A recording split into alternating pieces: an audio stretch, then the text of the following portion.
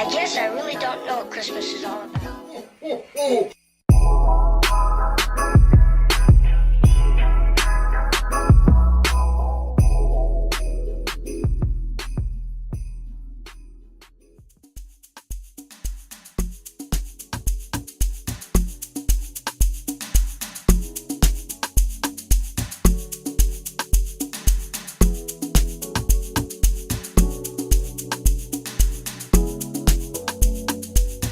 So many times that I miss you.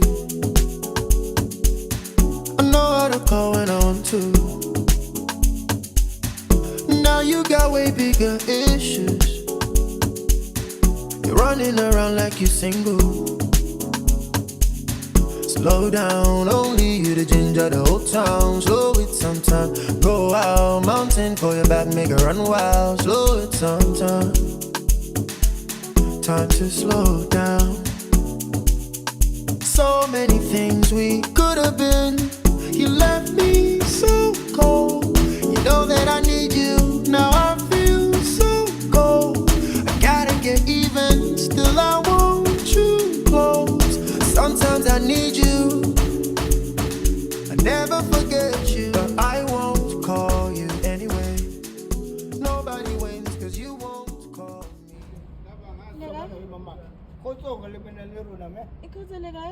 Yeah, we use the go solution. Yeah, for your government, yeah. Well, there's two ones. Oh, at the back of that. one must go Go down down. and keep left. Okay. Taking space on the left. On the left. Right. You walk now from left to the right hand side. Where they live to sit. Inside they live to press J for crowd. You enjoy. Get yours. Come to me. Thank you Enjoy. very much. Bye-bye, Bye. I won't call you anyway. Nobody wins cause you won't call me anyway.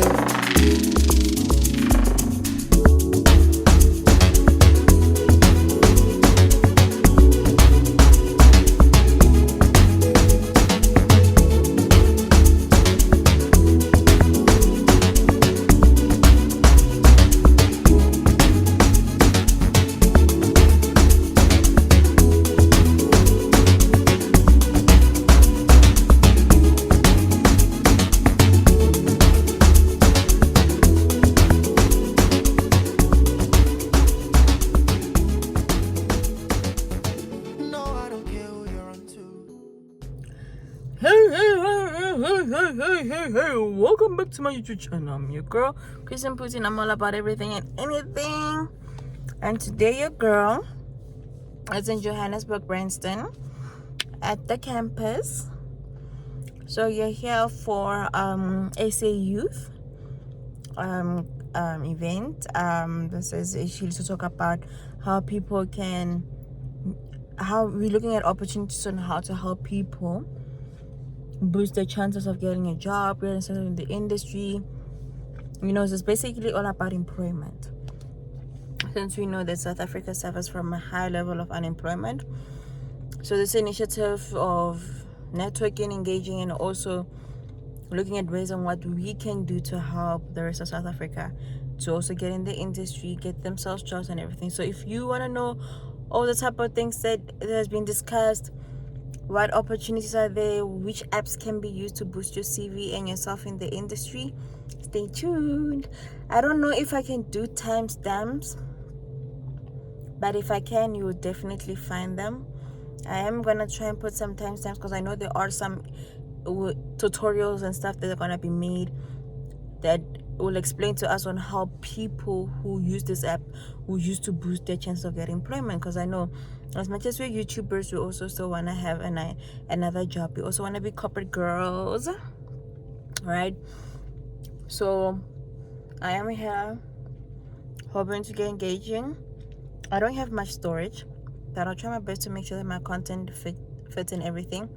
Also have the nice and the luxury part, but also have the informative part as well. So my lovies, don't forget to like and subscribe and comment on this video. Don't forget to share this video again. Don't forget to share. If it happens that there's ads, please watch the ads. Please watch the ads. Please support your girl. all of them. Do not skip, watch all of them, please. But yeah, guys, this is what I'm here for.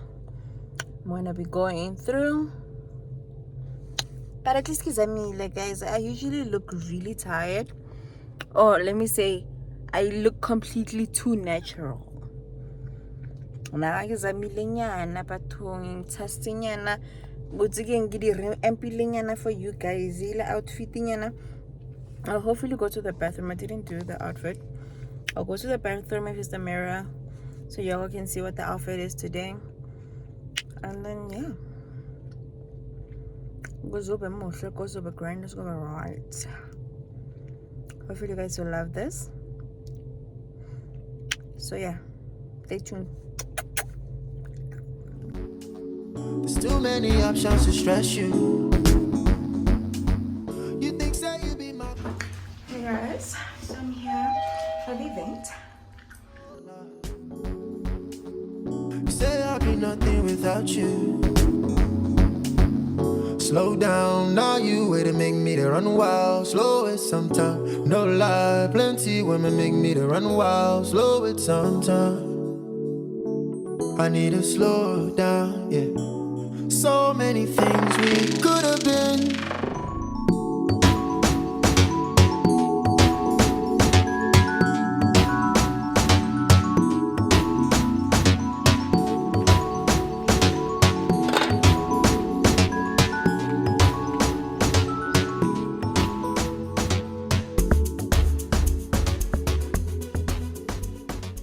No cost.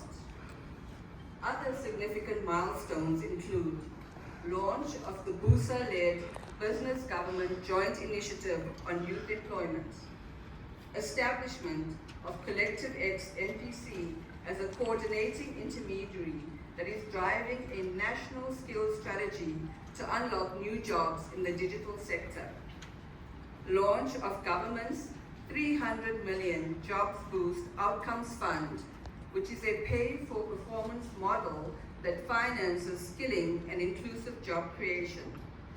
Strengthened partnership with YES to offer an integrated education and skills. To exclusionary hiring practices and insufficient job creation in the formal economy. This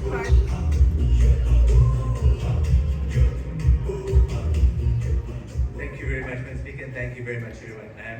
That's a very interesting intro, but thank you. I was a youth once, I promise. I'm South African, but a long time ago, from Guatemala homes, which we do for AIDS homes. And it was a wonderful opportunity to come and talk and re-engage on what was going on. So my name is Justin, so you would have got that. Hopefully I kept my name tag on, they told me to take it off, which is available for you to statistics today. We face a significant challenge in our youth employment. And there's no doubt that if we don't solve that, that's going to be a big challenge for us going forward. The key for me is essential for government and private sectors to make sure that we collaborate and create sustainable job opportunities and providing skills development programs to empower young people. I'm also really pleased that recently announced through the Government Business Partnership in Phase 2 is this ambitious objective to deliver 400,000 employment opportunities for young people by the end of 2026. Through a strong collaboration, which has been shown so far through the three sectors we focused on, but focusing on this virtuous economic cycle of growth. I can't say philanthropic. Anyways, thank you for the powerful address. It is now my pleasure to introduce our public sector keynote speaker. Our keynote speaker is the Deputy Minister of the Department of Employment and Labor, Mr. Jomo Sibia. Deputy Minister Sibia holds a degree in political science from the University of KwaZulu-Natal. He has held notable positions in the public service, including Director at KZN Kokta and MEC for Human Settlements. Before his current role, he served as the advisor to the President of the Republic of South Africa, Mr. President Cyril Ramaphosa. It's a pleasure to introduce the Deputy Minister of the lead department of the National Pathway Management Network. Welcome.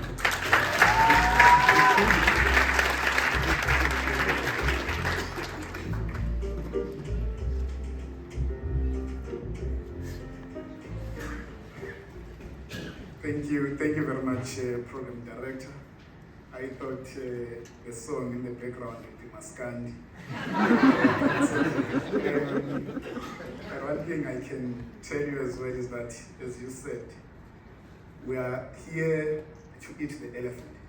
Yes, we are here to eat the elephant, but what matters most is to increase the size of the chunks that we are eating, so that we can eat the elephant faster and quicker and deal with unemployment in the country.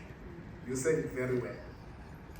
Program Director, Chabizol, thank you very much. Chairperson of Harambee Youth Employment Accelerator, Ms. Zimande Pepet, thank you so much. Board members of Harambee Youth Employment Accelerator, Chief Executive Officer of Harambee Youth Employment Accelerator, Ms. Soni, we appreciate the work that you do as well.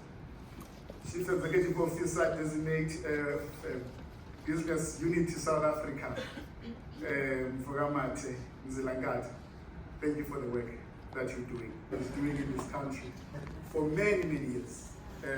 Indeed, some of us started to know bursaries. Unilever has always been there to support black students in particular. The Director of Presidential Youth Employment Intervention, Zephyr Walker, thank you so much. Mr. Nico Mapunda from PSA, who's my fellow UKZN alumni, I appreciate you and the work that you are doing. Distinguished guests, the leadership from business, from government, civil society and labor that is present, but more especially the bright minds, the young people of South Africa who are here. We know that you are inheritors of this country and we appreciate that you are here, and it's about you. This gathering is about you, it's about changing the trajectory and doing things better. Not only giving hope, but making a tangible impact and bringing change to the lives of young people of this country. If we don't invest to the lives of the people of this country, of the young people of this country, we'll be making a big mistake. Any country that can't invest into its youth, that country is making a very big mistake. It's doomed. It won't be successful. And that's what we're about. President Ramaphosa is obsessed about changing how things are and changing the picture of unemployment in this country. We are appointed to work tirelessly and work every day to do exactly that. So it can't always be about speeches, it can't always be about us addressing you, but there must be a change. And this change can only happen and be a reality if we work together, all of us. Whether you are from business, that partnership is very important. Government can't do it alone. Whether you are coming from labor, whether you're coming from civil society, we need each other. Of young men. In fact, our statistics show that on average, it takes young women 1 year longer to find work than men.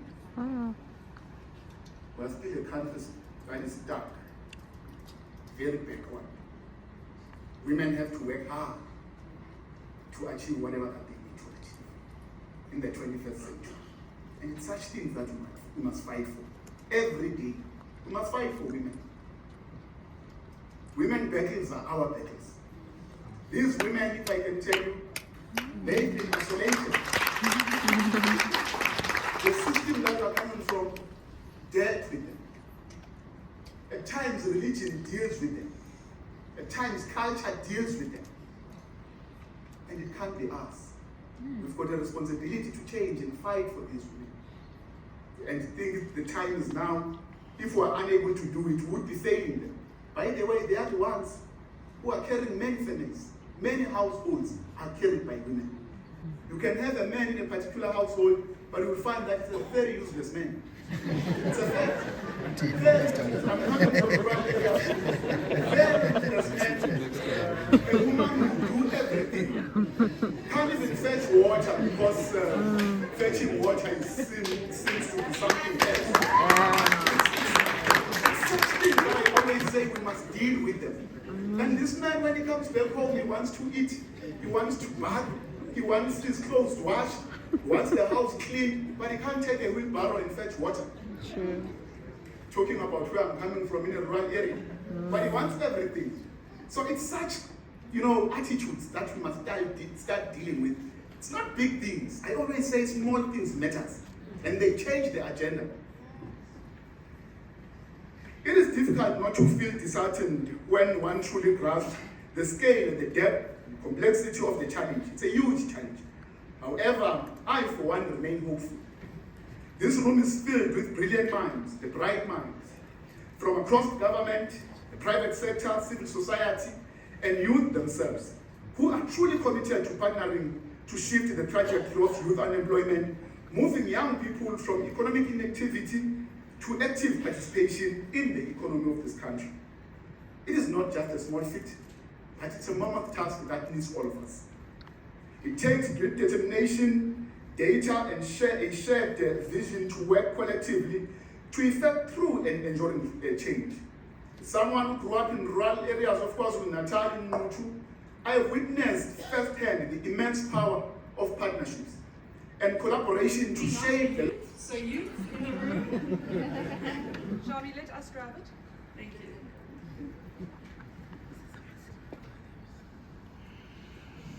Thank you, tech team. Receive.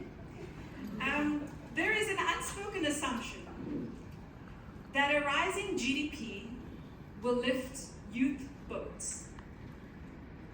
Let's grow the economy at whatever rate. What is the economy growing at this year? Anyone? 1%, which is too little for all of us.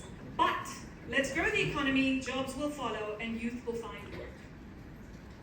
And although absolutely true, growth is a critical factor, our research, which is available for download on your app, Madam Speaker, I'm trying to do my best, download this research on your app. Our research shows that since 2008, when we started counting youth employment in South Africa, even when South Africa's economy has grown, watch that red line at the top, youth employment is completely decoupled from GDP growth. So that red line, track it to the top, growing quite slowly. Yes, a huge dip in COVID resumed. The blue line is non-youth jobs, correlates quite closely with the red line. And the green line is youth jobs. I just want to let that sink in for a minute. And I want to tell you this alone to reverse this crisis. And this is despite the many successful scaling interventions of the organizations. This alone will not fix South Africa's youth employment crisis. And even if we were to achieve the ambitious targets laid out by every single organization in this room, we may need to articulate an even more ambitious collective vision. So you may be asking, this is a solutions exchange, not a problems exchange. We are here to discuss solutions. What will it take for us to actually reverse this crisis? From our experience over the past 13 years, we have assembled proof points, data, evidence, on which levers, if applied at scale, can reverse this crisis. And our research suggests scenarios based on data and evidence, ambitious scenarios, but scenarios nonetheless, that paint a picture on what it could take to reverse the crisis. Inclusive hiring of youth, such as Unilever has described, unlocking youth jobs in new sectors, youth self-employment, and sustaining work experience programs. So let's take these one by one. Lever one. Zhang spoke about, Madam Speaker spoke about addressing pulling levers. These are levers that we can pull, and levers that we have pulled before. The first lever is inclusive hiring. Hire more youth. Harambe's data and experience shows that if we break barriers intentionally for young people, making it simpler for businesses to hire youth, for example, an SAU platform, with better information and more inclusive assessments of the kind that my colleague Kuben will talk about after the break. The country's top youth-absorbing sectors could potentially take on more youth and reduce youth unemployment by 10% by 2030. We have attracting investment and driving innovation and economic competitiveness for our country. Lever 3, youth self-employment and enterprise. Look, jobs, sunrise sector jobs are sexy and everyone wants jobs of the future, but they're incredibly hard to unlock.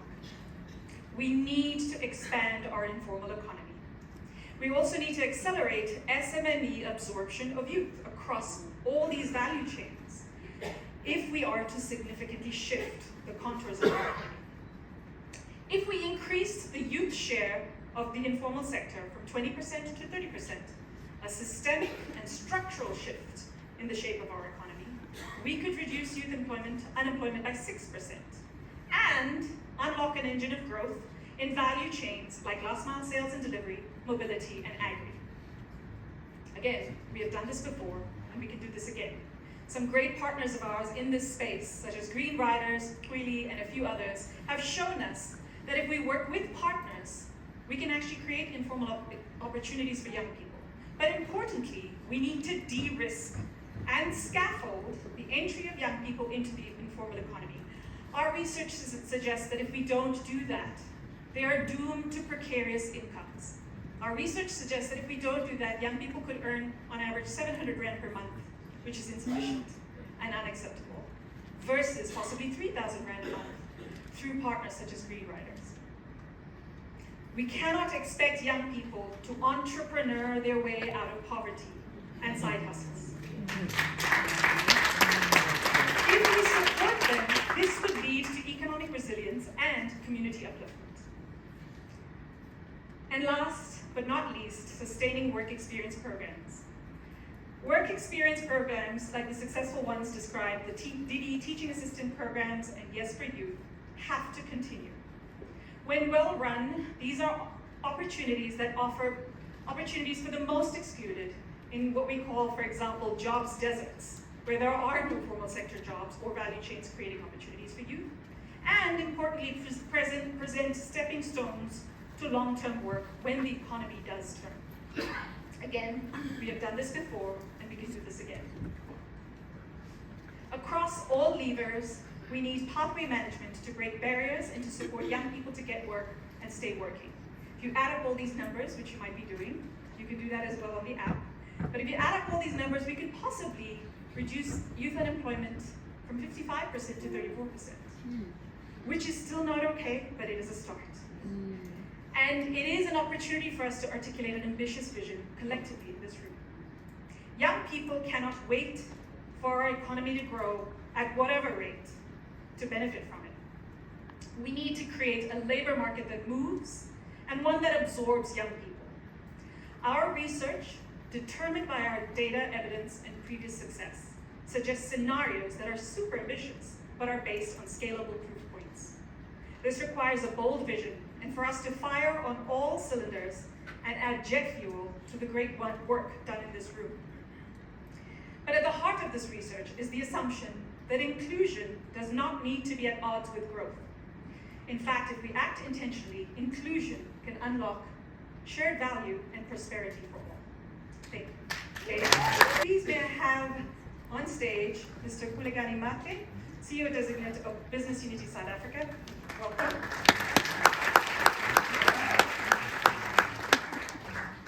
Mr. Ravi Naidu, CEO of Yes, Youth Employment Service. Ms. Seko Walker, Director of the PYEI and the Presidency. Welcome. Good morning. How are we doing today? Some interesting challenges were presented in the morning in several of the speeches, but here we are talking about solutions, not just the problems that we face. I want to understand research that you've just shared resonates with you, and where does BUSA fit into addressing some of these challenges? Thank you, Tony, and I'm glad you started with this. I need to clarify something. So next month, the city of Cape Town is hosting an event. It's called United for Wildlife.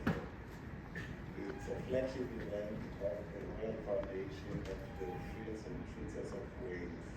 Right? I have made the speaking list. The problem, of course, is that if we continue talking about eating an elephant,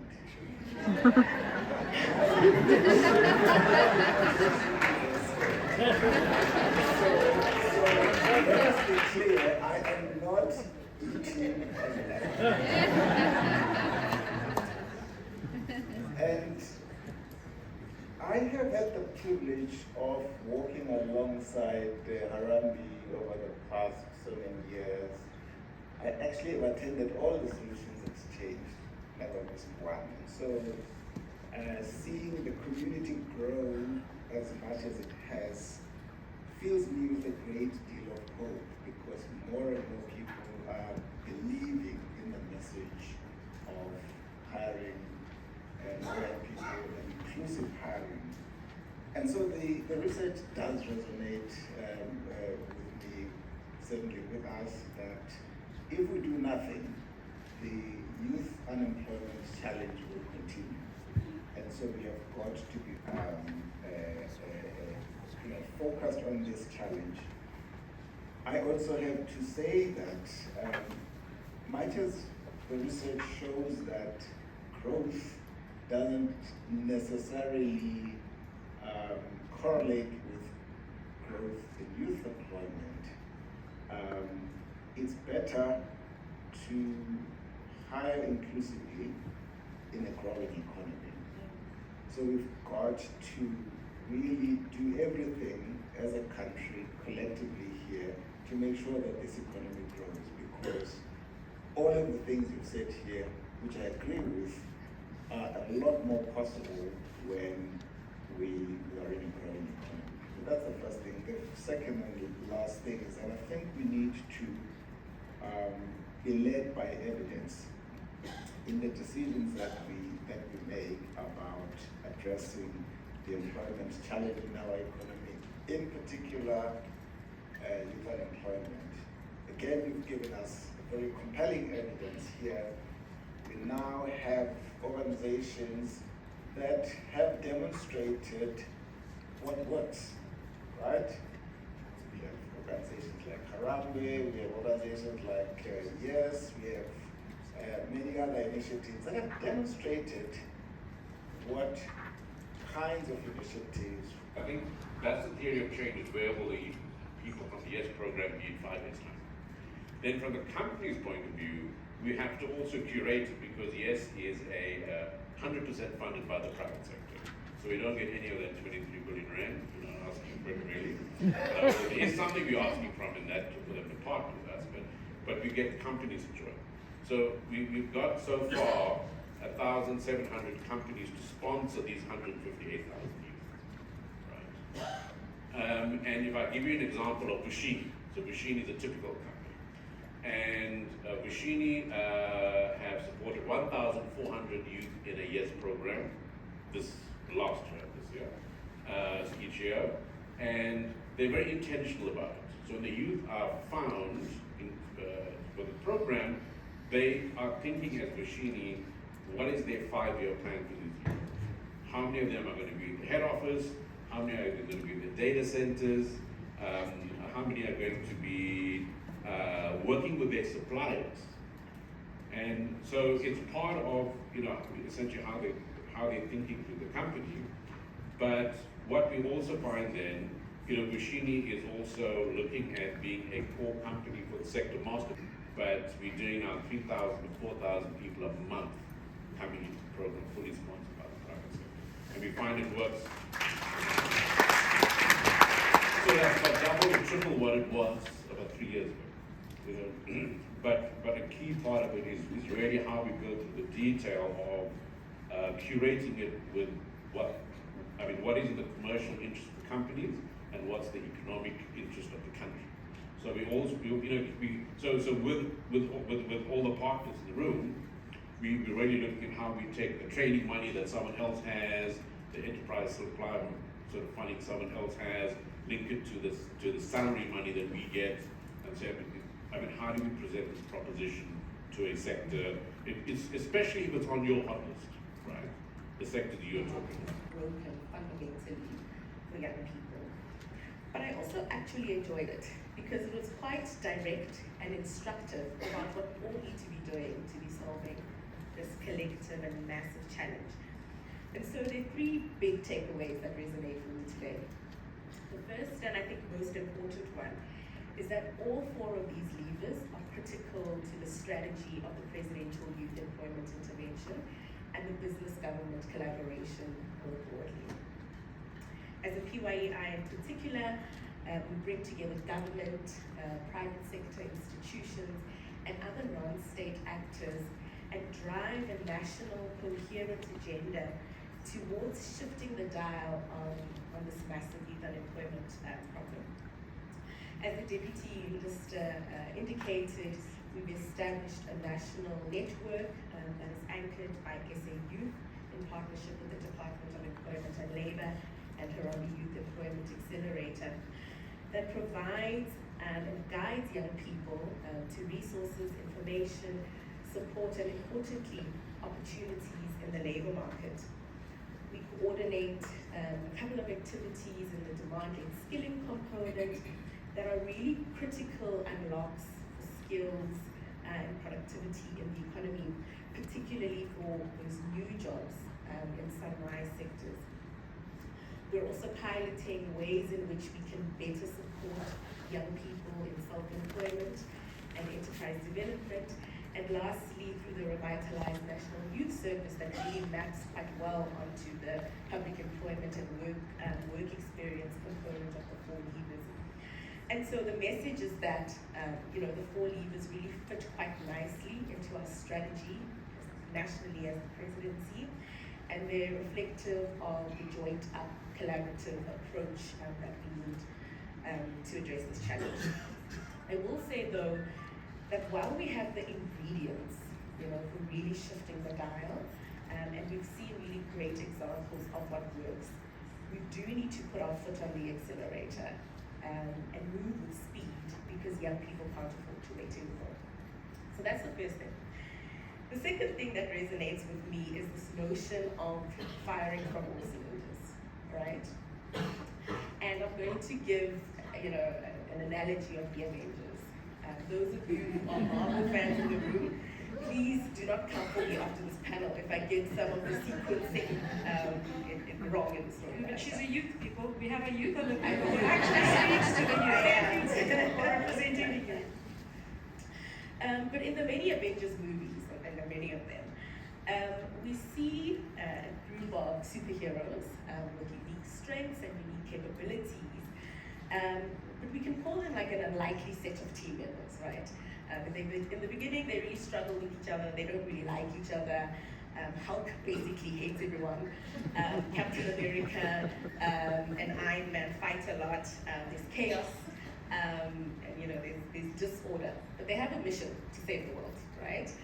And as the movies progress, it becomes quite clear that no one superhero can defeat Thanos, and no one superpower can defeat Thanos. So they come together and they work together. And eventually, the world is saved, right? Very simplistically, but they save the world. But it does come at a great cost to everyone. And it does require everyone to give everything that they have. And so when I think about this, firing at all cylinders, I really do resonate with that. And the call to action for all of us here is to see ourselves as these Avengers, right? We have just different strategic priorities. We have different mandates, we have different skills, we have different budgets. But we all need to come together and give everything, that we have towards this challenge. Send you the details. Hey, Ruben, sure. Can I see your CV? Of course. Here you go. Kevin, I'm sorry to say, but she's not qualified enough. Maybe she could try studying further or getting some work experience, and we can talk then. Unfortunately, Brian, she can't afford university, and everywhere she goes, in order to give her work experience, they want her to have work experience. So I thought maybe you could help her. Look, I'd like to. I know youth unemployment is a big problem, and I know you care about it, and I do too. But unfortunately, I do need more to go on than this CV. It's too much risk. I understand, but what if I told you she does have experience? It's informal, but I think it's very valuable. So Palesa actually, in the times that she was looking for work, she pretty much set up her own cosmetics and perfume selling business. She bought cosmetics in bulk, she sold them into smaller packs into her community, she started applying makeup and giving beauty service and advice, and she made more money from that. And I can tell you from our conversation that she does have like customer service skills, selling skills, marketing skills, skills that I think would be a great addition to your business, right? Would you not think so? That sounds more promising. I'd like to hear more. But why isn't she scaling that business up? A good question. We did help her with that too. So she went onto sau.mobi, she looked at some of our free learning content to help her to build her business and make more money more sustainably. She also called into our contact center, where she spoke to one of our guides, who helped her find organizations that were near her in her community that can help her in person. But as you know, for informal entrepreneurs like Palesa, who as we say are hustling, it's very difficult for them to get entrepreneurial aid and support. So she's looking for a job instead. Yeah, exactly. And I think with her kind of entrepreneurial mindset, that's valuable to jobs as well. So we had her do one of our online behavioral screeners and to test some of her behaviors. And I can tell you that she scored pretty well. It shows her entrepreneurial mindset, a real growth mindset, grit, and resilience. And I think that's something that you would value in your business, would you not? That would be a blessing, really. It's our biggest challenge with hiring young people. The behaviors and attitudes are not always there. When things get hard, they give up and stop showing up consistently. That's why I like graduates. Not because they're smarter, but because they've stuck to their degree or diploma for years and never gave up. I need people who are worth investing in for the future, not to come and go. Hey, I get it. You want people with the potential to learn and grow with your business. Many employers look for the same. They look also for graduates or young people with high maths marks as an indication of their potential to learn and grow. But I can tell you that we found that to be a very poor proxy for learning potential. Rather, if you were to test more directly for their learning potential, we found that you can illuminate a further at least 20% of high potential talent that would have otherwise been invisible to you. And so naturally we had Palesa do this, and I can tell you that she's amongst the top 20% of problem solvers in our network, and an indication that she can learn and grow with your business. Okay, that's pretty compelling.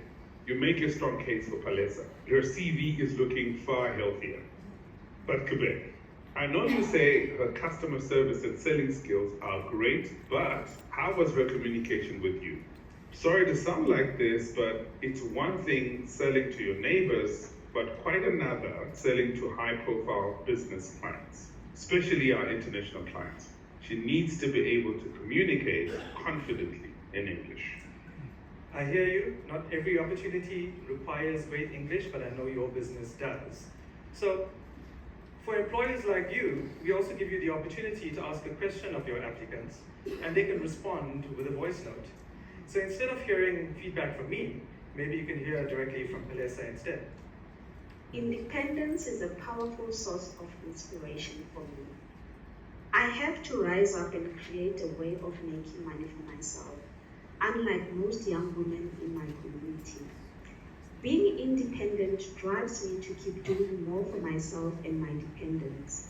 Is money more important to me than having the freedom to do what I want whenever I want to? Okay, and let me try something a bit risky. Palesa, if you can hear me, can you say philanthropic?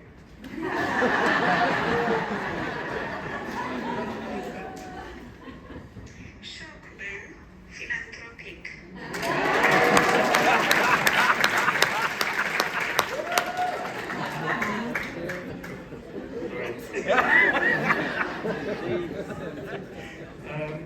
Sorry, Brian.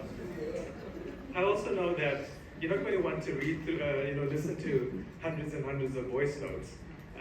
So I can tell you now that we have 1 million voice notes already completed on SAU. We're using that data, and we're working with AI to try to responsibly and accurately score them for communication skills, so you can see them at a glance. And as you can hear, Palesa's spoken English is quite good. Wow, you really have thought of everything. Not everything, but we try. This is an unusual but great CV. If I could get CVs like this instead of our traditional ones, we could really make much better hiring decisions. 100%, that's exactly the idea. It's something we call the inclusive CV or just SAU CV. Now, it's not available for everyone just yet, but we're looking at launching this more widely around the middle of next year. And hopefully encourage you to hire more inclusively. The other thing that we know is that your team also is not going to want to read through hundreds and thousands of CVs, so you have access to a self-service platform to help you see how young people like Palesa rank against each other and meet up to the requirements of your job roles. Okay, that's going to be really convenient for my recruitment team. But what's the catch? How much is this going to cost me? And how much does this tech and screeners cost Palesa? I do care about the costs. I still remember you telling me it costs 1,000 Rand a month for unemployed work seekers just to look for work. Well, now I'm impressed. You're absolutely right, Brian, but in fact, that cost has gone up. It's now almost 1,500 Rand on average for a young person to look for work. So it's critically important that we had to make SAU completely free for young people like Palesa. It's zero-rated on all networks, so there's no data costs. She can do it, those screeners at home or anywhere she is, so there's no paying for transport costs. She can call us toll-free for support and guidance, so there's no airtime costs. And it's paperless, so there's no printing costs. So basically, no data costs, no airtime costs, no transport costs, no printing costs to look for work. It's part of what we're trying to do to bring that 1,500 Rand down to zero just to look for work. For you, as an employer, if you join our kind of SAU partner network, then your team will get access to our self-service platform to make it easy and more convenient for you to match inclusively. You'll also get our kind of dedicated support desk to guide your team along the way. And it's all at the low cost of zero for you. So also free for employers, because we want and need every employer to be inclusively matching young people. Okay, fine, I'm sold. I thought you were sending me on Palesa, but you sold me on SAU too, you sneaky bugger. I really thought that inclusion matching talk you were going on about was charity work, giving chances to the poorest youth with lowest means and access. That it was something for my CSI department, not my talent department. Unfortunately, a common misconception. Inclusive matching is not about charity. It's about helping inclusive employers like you, Brian, find talent and potential that you otherwise wouldn't have seen in young people like Palesa, and hopefully give them an opportunity. I will. Leave the details and my team will get in touch with your team. Tell Palesa I will see her tomorrow. Fantastic, thank you, Brian.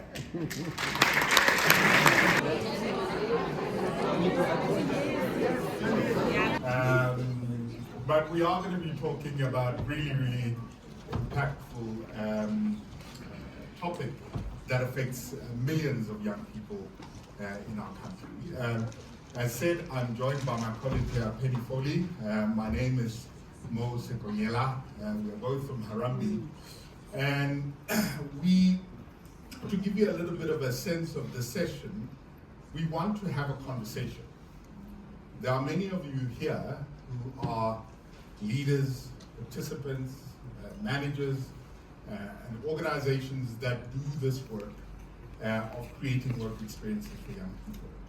And what we hope to get out of this session is that there's some sort of collective nugget of how do we do this together.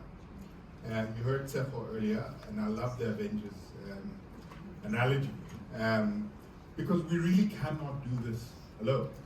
And this particular space, I think, has probably been a little bit fragmented for the longest time. And we want to make sure that we can come out of this space with some ideas and potentially some solutions, as it is the solutions exchange, on how we can go about doing this. So I'm going to hand over to Penny in a little bit to give us a little bit of context. What I'll do after that is call up my esteemed panel of experts and people who have been doing this work for decades to come join me up here. We'll have a brief conversation and we'll open up to you. So I encourage you to make a lot of notes, questions, suggestions, so that employers understand the power of this work experience on that CV. But for those of you who are a bit new to the conversation, it's important for us to remember that employment through public works and National Youth Service have been pillars of our policy intent from even before democracy. Because we knew that young people were not going to transition straight into formal sector employment without other interventions. And so we are talking about a story that has a very long tail. And we do have a lot of experience. And over the last 30 years, millions and millions of people have been involved in these interventions. They've earned income, they've supported the development of their communities, they've learned skills, and they've got that work experience and discipline of work that everybody says young people need. So today we're not doing a lot of presentations. We really just want to, do you want to just click it? Because you'll probably be better at it than me. Back one. So there are just 3 slides that pick up on some of the conversations in this morning's discussion that we wanted to present and to put into a quite sharp focus. And the first is this conversation, which is what Shami presented to us, and we now know we can access on our app. But we need to keep funding, resourcing, enabling the programs that provide work experience.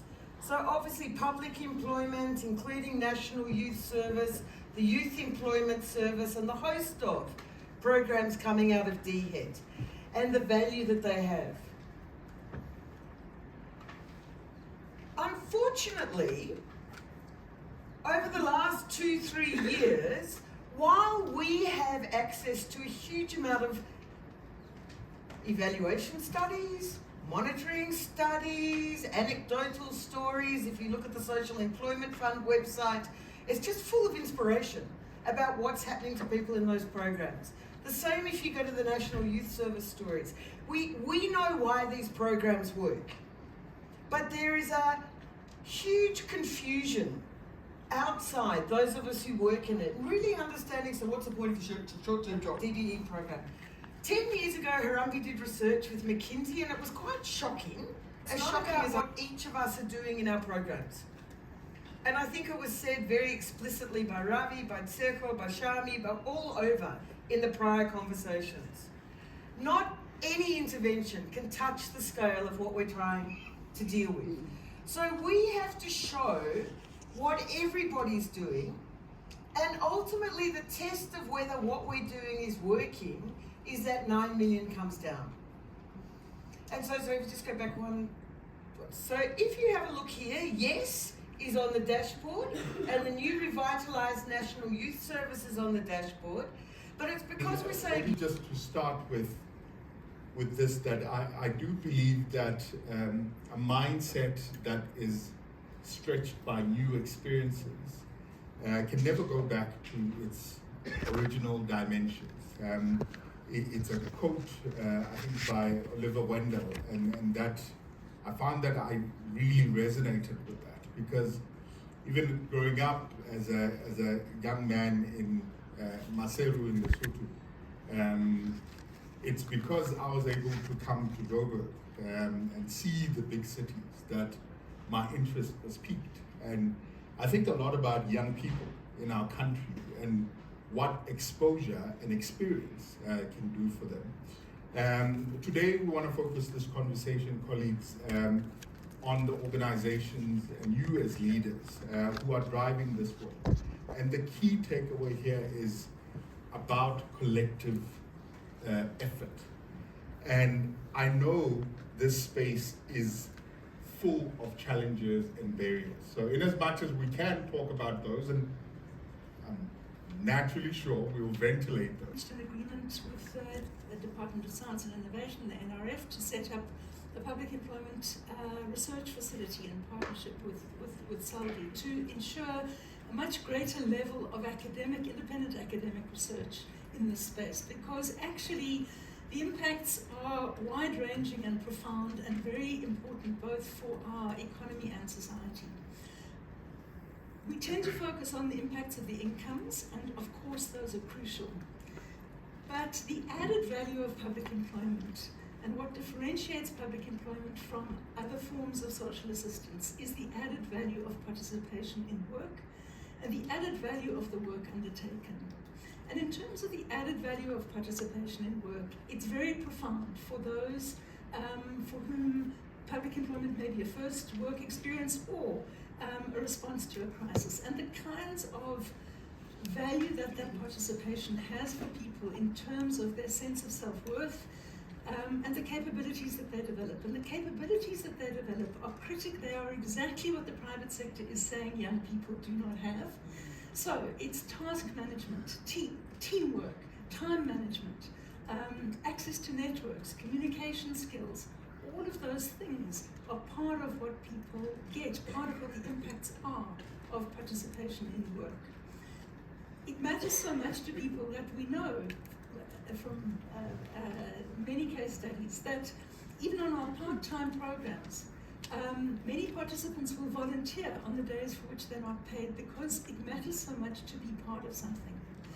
And I think that we need to also understand how fundamental that is to the social contract in societies. In all society, I teach on a course in Italy on this every year, have done for a decade, and I have never found a society in the world, and over 45 countries have participated, where people don't agree that part of the social definition of adulthood in their societies is that you contribute. And for many people, the form contribution takes is economic participation. If you are not participating economically, you are not seen as having fully transitioned to adulthood. And so many of our youth are left in that limbo situation. So that's the impact for participants, and we are not capturing it adequately. And it's not just for employers. The capabilities that are learned contribute also to people's ability to be self-employed, to hustle, to earn an income, to find other pathways for economic inclusion. The other dimension is, of course, the impact of the work undertaken. And I think Bhavanesh can talk particularly strongly to this from the Social Employment Fund experience. But no developed country in the world has developed without labor. Labor is an incredible source for development. And we are leaving this resource that we have as a society as a wasting and wasted asset. We need instruments that can unlock the social value of labor. What I often say is, even where labor doesn't have a market value, it has a social value, and it can create social value. And we need instruments that can unlock that social value. And it takes the form of food security, early childhood development, combating gender-based violence, building infrastructure, cleaning rivers across. There is question. I think when Penny, was doing the introduction earlier on, she sort of laid the land in terms of how long the National Youth Service has been in existence, almost 28 years. And the first question that comes to mind is, with the 28 years, can we really quantify what, the contribution the program has had in the individuals of young people across the country? And obviously, the program has evolved for good, with the partnerships that have grown to exist. And you're correct, with multi-stakeholder engagements that we have involved in and been given a task as the NYDA to spearhead, there has been multiple, questions and discussions. And I think, Tulu, when you spoke about the difficulty in when a lot of people are in one room, but there's also lessons that come out of a multi-stakeholder approach involving civil society. For those who do not know, the National Steering Committee comprises of civil society. What comes to mind is how then do we remove the barriers for young people that are in rural areas, young people that Penny spoke quite eloquently to, that there are certain gaps that we still need to fill as it relates to access to these programs for young people. In doing that is us really analyzing the data, in terms of that is there, in terms of status, it gives us lots of data around child-headed households and the challenges that these young people are facing. So it's quite important that equal access is provided through platforms such as the SA Youth Mobi. And I was excited when the Deputy Minister spoke about integrating of systems, because when these systems are integrated holistically across government, across all stakeholders, it gives us a better opportunity to give young people a one-stop shop. And that is exciting to see. We starting to see people buying into programs. Looking at the EPWP, on average, annually we create 1 million work opportunities annually. And out of that, we target 55% for youth. Currently, we are achieving about between 40 and 44% of the work opportunities. So that means that we're creating at least 400,000 work opportunities for youth every year, which is quite significant. We want to do much more because the demand is so much more. And in terms of the EPWP, we have 4 sectors. We have the infrastructure sector, where we look at creating work opportunities in construction and maintenance of government-funded projects. We have the environment and culture sector, where we look at creating work opportunities through public environmental programs, working on fire, working on fire, working for water and such programs, waste cleaning programs. Then we also We never go, we never go, we go win, we go know. All of the blessings fall on my yard. Blessings stay for my yard. And like I die, we go big, we go see, we go feel. Because the blessings fall on my yard. Africa, where every start is a story of success, of infinite possibilities, inclusion, and access.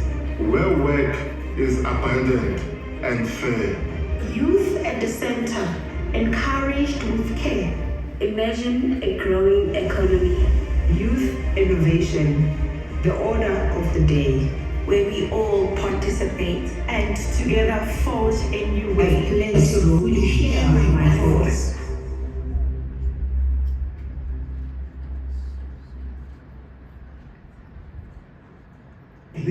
Please welcome to the stage. A smaller child, and the little man was talking about him, and he overheard, "You see that guy, darling? That guy used to be Jeremy Mansfield." So I used to be Bruce Whitfield, and I used to have a radio show. I used to have a radio show on 702 until the middle of this year, when I decided to do things that were more purpose-driven and a bit more exciting. And one of the projects that I'd lined up was delayed by a couple of weeks, and I thought, well, I've got these 6 hours in the day. What could I do with these extra 6 hours? So I contacted my publishers at Pamela and 10 different categories, and we published a book. And the question, if you came through, and the broad categories, it was quite interesting that out of the more than 100 responses that came back, only one person talked about crime. And I was stunned by this, because, and I approached a psychologist friend of mine, not one that I would consult, but somebody asked for tips occasionally on psychology, and I said, why would it be that crime is a decent outcome? There was a great study done by a Nobel Prize-winning economist in 2019, whose name just escapes me now, but he studied social media trends and could almost to the day predict news flow 6 to 12 months into the future.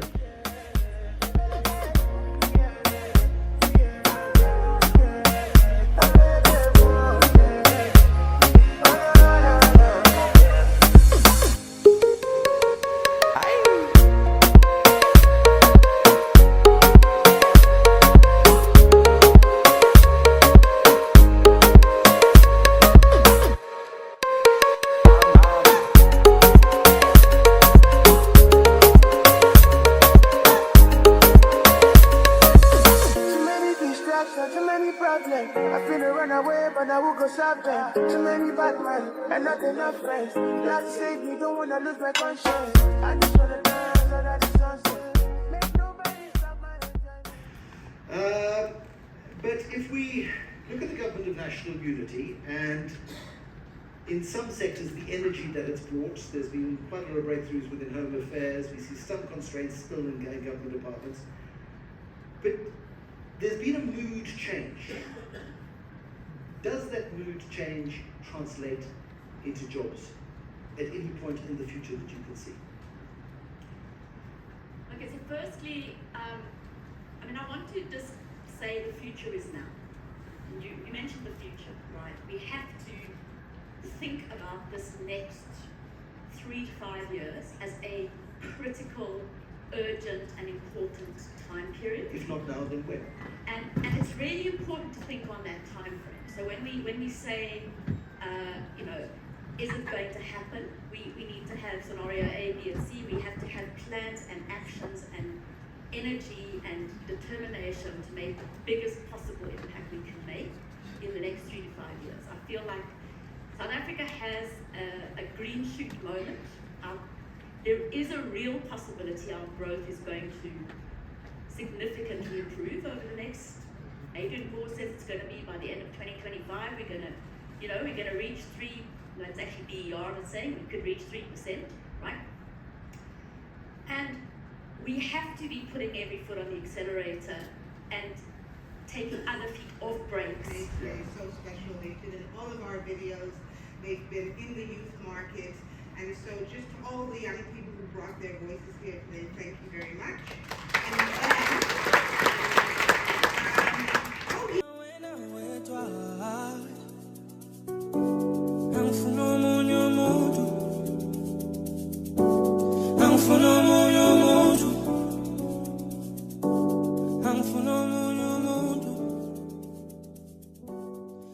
Lovies, so I just got back and I'm still in the car. I don't know, it's too dark.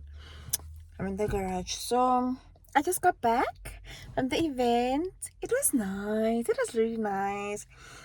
There were some parts I had to cut out because of storage, iPhone and storage and stuff. So it was telling me that my actual cloud storage is full, even my phone storage is full.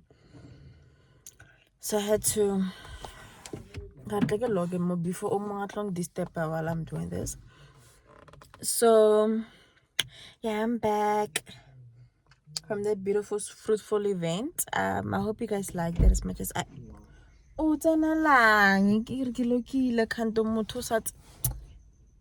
come back. So by the way, it was a nice fruitful event and it was great. It was nice, and got a couple of gifts.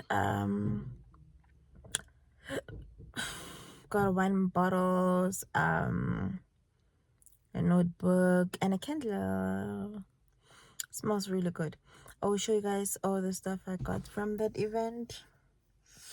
Yeah, so guys, please don't forget to like, subscribe, and comment under my video.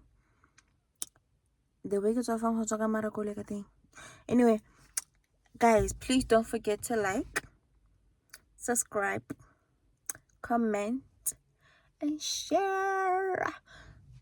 Like, guys, we do it for you guys.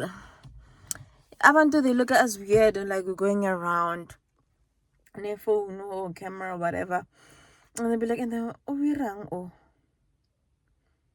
and we're doing it for you guys, for your entertainment, because we're all here to make each other entertainable. So yeah, I'm leaving the car because wow, that drive, bro, the drive I had from Joburg back to here, I even started singing by myself because it was really something else. But anyway, I hope you guys liked the vlog. Hope you liked it. There are some parts I couldn't show my whole outfit, but it's not something new. I think you guys have seen my outfit before. I wore it at some one of my vlogs where I say come to work with me. So it's the same dress, just different Duke jewelry, and I was wearing heels. Yeah, so the lighting in this car is bad,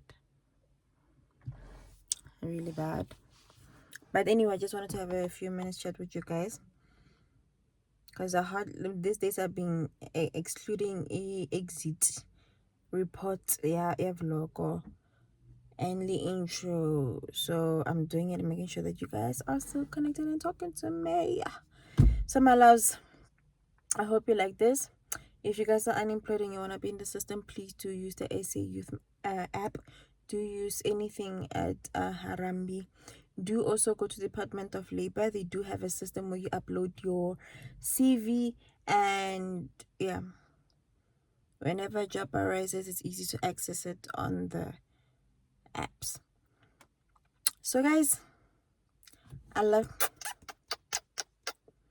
and this is not, oh, by the way, it's not only for unemployed people, it's also for people who wanna like apply for higher positions of some sort. You can try it, you can use it. This thing was just for us to create awareness to people like y'all. If you want any opportunities, okay, this was for your benefit and this was your growth. YouTube is a nice hustle, but we also need a stable income. So we still need that permanent job, although we are trying to build businesses and trying to keep our finances on tight by using different like different platforms or places to increase our side hustles or finances. So guys, do please share this so that more people can also access this platform. We can all grow, we can all apply for jobs. So yeah, from me, Chrissy, I love you all. Bye.